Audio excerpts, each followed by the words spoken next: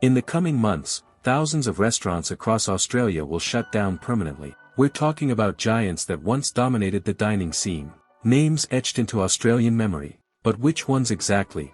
And why is this happening now? The answers might shock you, especially number 2. Stay with us because we're about to uncover the 10 biggest restaurant chains in Australia that may vanish in 2026 and the real reasons behind their collapse. This goes beyond just money. This represents the collapse of an entire way of Australian life that no longer fits the times. Number 10. Red Rooster. Try to remember when you last ate at Red Rooster. For many Australians, especially working-class folks and students, Red Rooster used to be a reliable choice. Fast, convenient, and offering that distinctive roast chicken flavor that felt quintessentially Aussie. But now, Red Rooster is vanishing from the Australian landscape. This happens quietly, systematically, location by location. In the past 5 years alone, Red Rooster has shuttered over 60 locations across Australia, dropping from more than 360 stores at its peak down to roughly 290 by the end of 2025. That number keeps dropping month after month. Why? The reasons stack up considerably. Here are 3 critical factors. First, the menu feels frozen in time. Today's Australian consumers care deeply about fresh ingredients, ethical sourcing, and transparency. Red Rooster still relies heavily on dated formulas and predictable offerings. What once felt like reliable comfort now registers as stagnation. Second, fierce competition has emerged. Upstarts like Nando's, Oporto, and even Grilled have done what Red Rooster never managed: modernize consistently, stay transparent, and create friendlier, more inviting dining experiences. Meanwhile, Red Rooster clings to outdated service models, tired decor, worn-out employees, and portions that keep shrinking. Third, delivery apps have revolutionized everything. Uber Eats, Menulog, and DoorDash mean Australians can get better chicken delivered straight to their homes from countless competitors. Red Rooster's once valuable convenience factor has evaporated completely. The question now becomes clear: will Red Rooster even survive through 2026? Or will all we have left be memories of roast chicken rolls hastily assembled in shops that now stand permanently closed? If you're finding this video valuable, make sure to subscribe and hit that notification bell. We're breaking down the Australian restaurant industry like nobody else, and you definitely want to catch what's coming next. Number 9. Sizzler. Picture this scene. You're driving past a suburban shopping center and spot a faded, sun-bleached Sizzler sign above dusty windows. There's no crowd, no buzz, just the quiet shell of a brand stuck in another era. Maybe the time has come to say this out loud: Australia is turning its back on Sizzler. Once upon a time, Sizzler represented affordable family luxury. The salad bar stood legendary. Families gathered for celebrations, kids piled plates high with soft-serve ice cream, and parents enjoyed steak without breaking the bank. But this is 2026, far removed from 1996. Sizzler never evolved adequately. According to industry data, Sizzler's Australian restaurant count has dropped from around 26 locations in 2015 to fewer than 9 by 2025. The closures keep accelerating. In just the past 3 years, at least 15 locations have shut permanently, including branches in major cities like Brisbane, Perth, and the Gold Coast. But here's the more chilling truth: customers simply refuse to return. A 2024 consumer survey showed that over 55% of Australians aged 18 to 34 said they felt Sizzler offered poor value compared to modern alternatives. They preferred dining spaces that feel contemporary and Instagram-worthy. Even setting aside the dated atmosphere, Sizzler's food quality fails to impress. According to Google reviews, the chain averages just 3.1 out of 5 stars across major metro areas, a dangerously low score in a brutally competitive industry. Meanwhile, rivals like Hog's Breath Cafe and newer steakhouse concepts have reinvented themselves with upgraded menus, refreshed interiors, and better beer and wine selections to attract both middle-aged fans and younger crowds. But Sizzler clings to its old formula, and that loyalty drags the brand underwater. Perhaps the saddest part: Sizzler is losing its place in Australian cultural memory. A new generation never grew up with Sizzler. They carry no nostalgia, no reason to care, and even less reason to fight for its survival. A brand once iconic is becoming a relic. Number 8. Pizza Hut Dine-In. Pizza Hut dine-in restaurants were once the very definition of family celebration. For many working-class Australian families, Pizza Hut was where you took your kids for birthday parties, where school reading programs earned you free pizza, where families gathered around red plastic cups and all-you-can-eat lunch buffets. A name synonymous with childhood memories and simple joys. But now, even that modest tradition is slipping away. Pizza Hut's dine-in concept is teetering on the brink of extinction. And its downfall represents more than just the end of a restaurant format. This serves as a stark warning that the simple pleasures once accessible to working families are vanishing one by one. According to financial disclosures, Pizza Hut has lost over 70% of its dine-in locations in Australia over the past decade. The chain lost significant revenue in 2025 alone and is now considering closing the remaining dine-in locations in a desperate attempt to focus entirely on delivery and takeaway. What drives this crisis? The list grows long. Delivery apps have completely transformed the pizza industry. Why would families drive to Pizza Hut, wait for a table, and dine in when they can order superior pizza from hundreds of competitors and have it delivered hot to their doorstep? Add to that soaring rent and rising wages, and suddenly maintaining large dine-in spaces has become a liability instead of an asset. Worse still, the chain's core customer base has disappeared. According to industry surveys, Pizza Hut has lost over 40% of its repeat dine-in customers compared to pre-pandemic times. Some lack the disposable income. Others simply find Pizza Hut's offerings uninspiring in a landscape that now favors gourmet pizza, craft beer, and experiential dining. The result: dining rooms that once glowed with children's laughter now sit eerily quiet. The lights remain on, but the booths stay empty. From Sydney to Melbourne, from Brisbane to Adelaide, for lease signs appear on locations that were once proud anchors of childhood memories. People avoid Pizza Hut dine-in locations because the model no longer makes sense. In the broader picture of today's Australia, where working people are being priced out of home ownership, childcare, and basic necessities, the loss of an affordable family dining tradition feels like one more blow to their dignity. Pizza Hut dine-in was never just a restaurant concept. It was a symbol of a different Australia, one where working-class families could still create happy memories without fearing financial strain. And if the format collapses entirely in 2026, as many analysts now predict, this will mark another melancholy note in the growing symphony of economic instability sweeping across the country. Number 7. Gloria Jean's Coffees. When was the last time you stopped by a Gloria Jean's? No special occasion. Just a regular workday morning. You're tired after a rough commute and all you want is decent coffee and maybe a muffin. Gloria Jean's was never boutique or artisanal, but it used to be Australia's reliable coffee chain, a comforting constant in shopping centres nationwide. And now that familiar presence is quietly disappearing. In 2024 alone, Gloria Jean's shuttered over 40 locations across Australia. According to industry reports, another 30 to 40 closures are expected in 2026 as shrinking profit margins make survival harder by the day. But this goes beyond declining sales. Gloria Jean's is a textbook casualty of the seismic shift in how Australians consume coffee today. As specialty coffee culture exploded and household budgets tightened, people split into two camps: either make coffee at home to save money or visit independent cafes that offer genuinely superior experiences. Mid-tier chains like Gloria Jean's find themselves caught in no man's land. According to market data, customer return rates at Gloria Jean's have fallen by nearly 25% since the pandemic, and the majority of remaining loyal patrons are over 50, a demographic aging out of frequent coffee shop visits. Meanwhile, younger generations, millennials and Gen Z, simply see no appeal. Independent cafes with skilled baristas, unique atmospheres, and genuine community connections dominate their coffee habits. To them, Gloria Jean's feels generic in both product and environment. And that's where the great unraveling begins.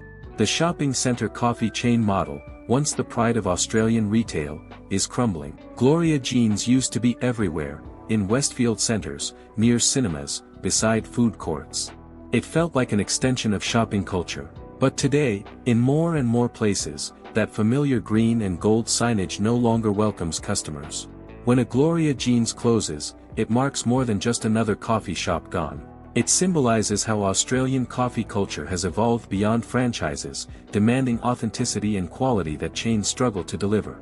If this downward spiral continues, Gloria Jean's may soon join the growing list of brands that were once symbols of Australian retail life and are now just fading memory. Don't forget to subscribe so you never miss our analysis of Australian business and culture.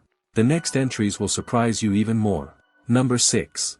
Donut King. This was never the kind of place you'd visit for fine pastry. And the truth is, most Australians rarely think about Donut King anymore.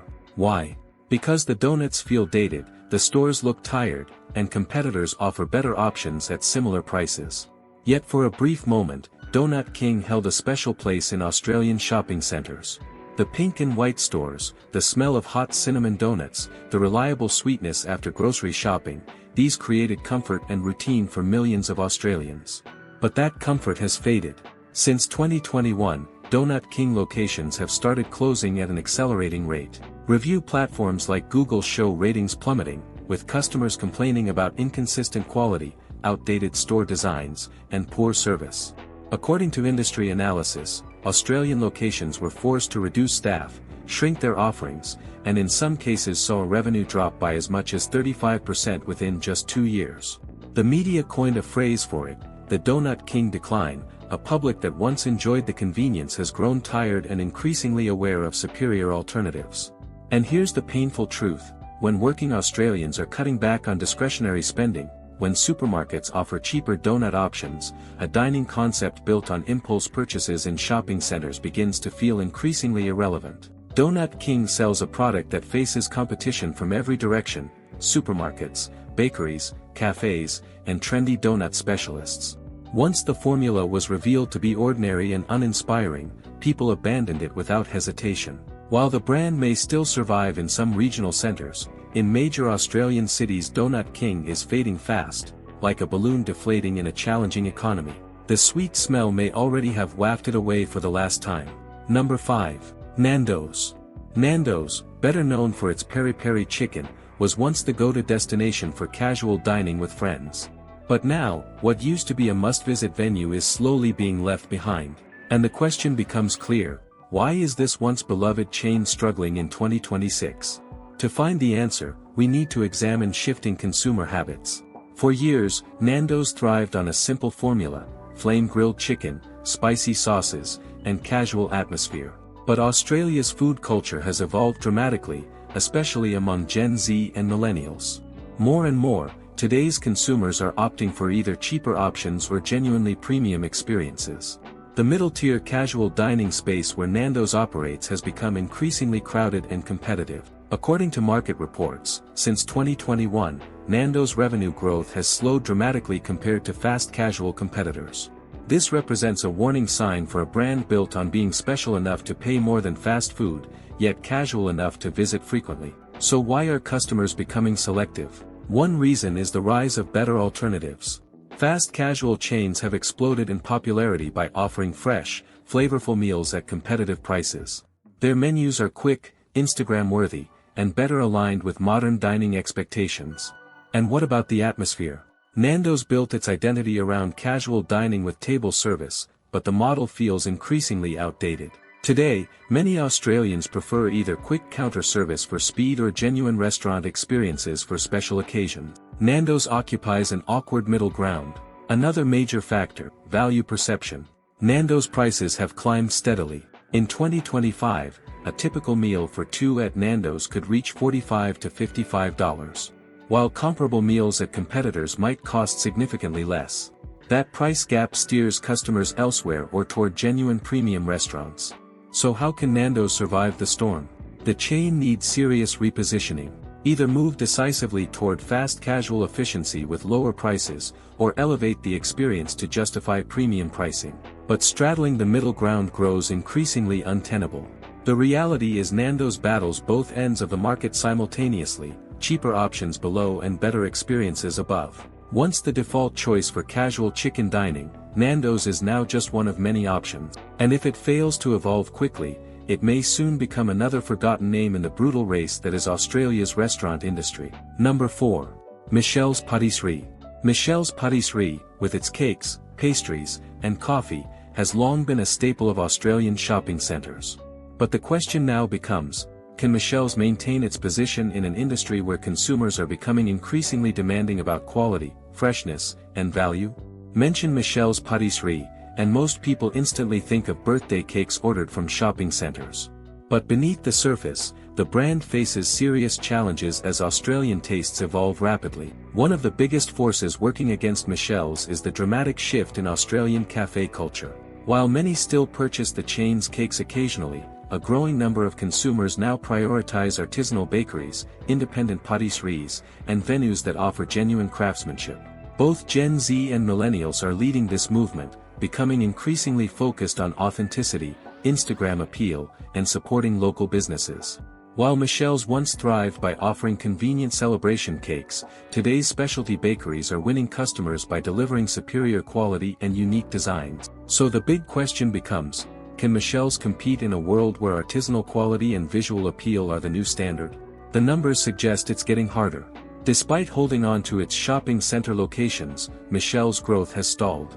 According to industry analysis, Michelle's revenue growth in 2024 increased by only 1 to 2% compared to the previous year, a modest figure when compared against independent bakeries and specialty cake shops that continue expanding. In response, Michelle's has made some attempts to modernize, offering seasonal flavors and updated designs.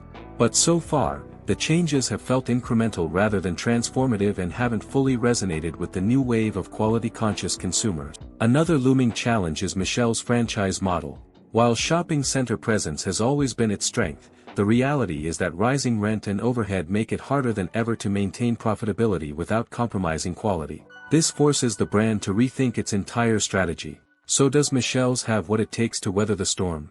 Survival will require menu innovation, delivering products that are both beautiful and delicious, all while preserving the convenience that made it successful initially. Fail to do that, and Michelle's could easily fall off the radar for modern consumers seeking cakes that are fresh, unique, and valuable.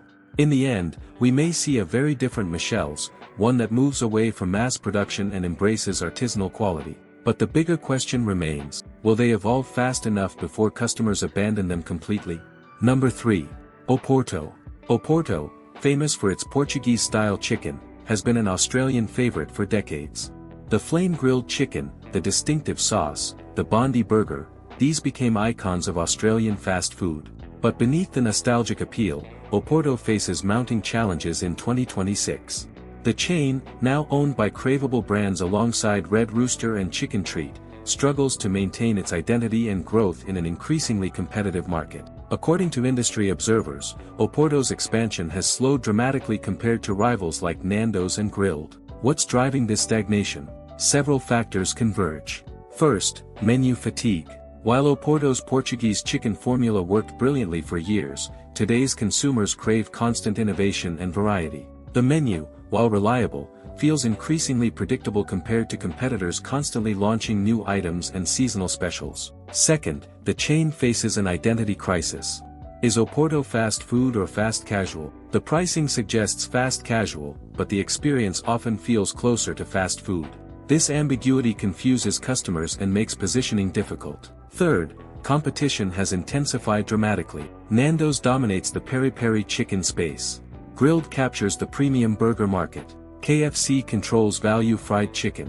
Where does Oporto fit? The answer becomes increasingly unclear. Additionally, Oporto's store designs, many dating back years or decades, feel tired compared to sleek modern competitors. While some locations have been refreshed, many still carry dated aesthetics that fail to appeal to younger demographics. The pricing also presents challenges. Oporto meals cost more than KFC but often less than Nando's, creating that uncomfortable middle position again. Customers paying premium prices expect premium experiences, yet many Oporto locations still deliver fast food environments. According to market analysis, Oporto's customer base skews older, with younger Australians showing less affinity for the brand compared to newer alternatives. This demographic trend threatens long-term viability. So can Oporto survive and thrive? The chain needs bold reinvention, refreshed interiors, menu innovation that recaptures excitement, and clearer positioning that resonates with modern Australian diners. Without dramatic change, Oporto risks becoming another nostalgic brand that Gen Z and younger millennials simply pass by without consideration. The flame-grilled chicken that defined Australian fast food for a generation may soon flicker out unless Oporto can reignite the passion that once made it special. If you're enjoying this deep dive into Australian restaurant trends, subscribe now. We've got more shocking revelations coming, and trust me, you want to see what happens next. Number 2. Hog's Breath Cafe. This one will shock you. Hog's Breath Cafe built its reputation on the prime rib steak, the 18-hour slow-cooked signature dish that became legendary among Australian diners. The chain represented affordable steakhouse dining, a place where families and friends could enjoy hearty meals without premium restaurant prices. But Hog's Breath faces serious headwinds in 2026. The casual dining steakhouse model that worked brilliantly in the 1990s and 2000s struggles badly in today's fragmented dining landscape. According to reports, Hog's Breath has closed dozens of locations in recent years, contracting from a peak of over 70 restaurants down to fewer than 50. The closures continue as economic pressures intensify and consumer behavior shifts. What's driving this decline? Multiple converging factors. First, the casual dining category itself is dying. As mentioned with other chains, customers increasingly polarize toward either cheap fast food or premium dining experiences. The middle tier where Hog's Breath operates grows ever smaller. Second, the steakhouse concept faces intense competition from both above and below. Premium steakhouses like Meat and Wine Co. offer superior quality for those willing to pay. Meanwhile, pubs and clubs offer similar quality steak meals at lower prices. Hog's Breath gets squeezed from both directions. Third, the menu and atmosphere feel frozen in time. While some locations have refreshed their interiors, many still carry the heavy, dated aesthetic of late 1990s casual dining. For younger diners raised on Instagram-worthy venues and modern design, Hog's Breath feels like walking into their parents' favorite restaurant, and that's a turn-off. Fourth, delivery apps have changed everything. Steak is notoriously difficult to deliver well, and Hog's Breath's signature slow-cooked prime rib suffers particularly badly from the delivery process. This puts the chain at a massive disadvantage compared to restaurants whose menus translate better to takeaway and delivery. Fifth, value perception has eroded. Prices at Hog's Breath have climbed steadily, yet the experience hasn't elevated commensurately. Customers paying $35 to $45 for a steak meal increasingly question whether Hog's Breath justifies the cost. The demographic trends prove equally challenging. Hog's Breath's core customer base skews older, with millennials and Gen Z showing little interest in the brand. Without younger customers to replace aging loyalists, the long-term trajectory points downward. Can Hog's Breath reverse course? The chain needs fundamental reinvention, modernized interiors, menu innovation beyond the prime rib, clearer value propositions, and strategies to attract younger demographics. Without dramatic change, Hog's Breath appears headed toward becoming another nostalgic name that gradually disappears from Australian shopping centres and suburban strips. The slow-cooked prime rib that defined an era of Australian casual dining may soon vanish from menus as the chain that made it famous slowly fades away. Number 1. Salsa's Fresh Mex Grill. Salsa's Fresh Mex Grill once positioned itself as Australia's answer to fresh Mexican food. The bright colors, the made-to-order burritos, the promise of authentic flavors, all seemed poised to capture Australian appetites. But Salsa's faces a brutal truth in 2026, it's being crushed by superior competitors. Guzman y Gomez and Mad Mex have dominated the Mexican fast casual space, leaving Salsa's struggling to differentiate or compete effectively. According to industry analysis, Salsa's has closed numerous locations in recent years, unable to match the growth, branding, and customer loyalty of its larger rivals. The remaining stores cling to survival in an increasingly difficult market position. What went wrong? Everything about execution. While Guzman y Gomez invested heavily in marketing, store design, and menu innovation, Salsa's appeared to stagnate. The stores feel dated, the marketing lacks punch, and the menu offers little that competitors cannot match or exceed. GYG captured the zeitgeist with clever branding, strong social media presence, and aggressive expansion. Mad Mex built loyalty through quality ingredients and appealing store designs. Salsa's, meanwhile, faded into background noise, a generic option that customers walk past to reach more compelling alternatives. The pricing presents another problem. Salsa's charges similar prices to GYG but delivers inferior brand experience and customer perception. Why would customers choose Salsa's when GYG offers stronger brand cachet, better locations, and more compelling marketing? Additionally, Salsa's franchise model appears to have created inconsistency. Store quality varies significantly, damaging brand reputation and making it difficult to build customer trust and loyalty across locations. The Mexican fast casual market in Australia has become a winner-take-all scenario, with GYG and Mad Mex capturing the vast majority of growth and mind share. Salsas occupies the unfortunate position of being the third or fourth choice in a category where customers typically have strong preferences for the leaders. Can salsas survive? Only through radical transformation, complete rebranding, store redesigns, menu overhaul, and marketing investment that would require substantial capital. Without such investment, salsas appears destined to continue its slow fade from the Australian dining scene. The lesson is clear: in competitive categories, being adequate never suffices. Customers demand excellence, compelling branding, and reasons to choose your venue over others. Salsas, unfortunately, provides few compelling answers to the question, why should I eat here instead of GYG?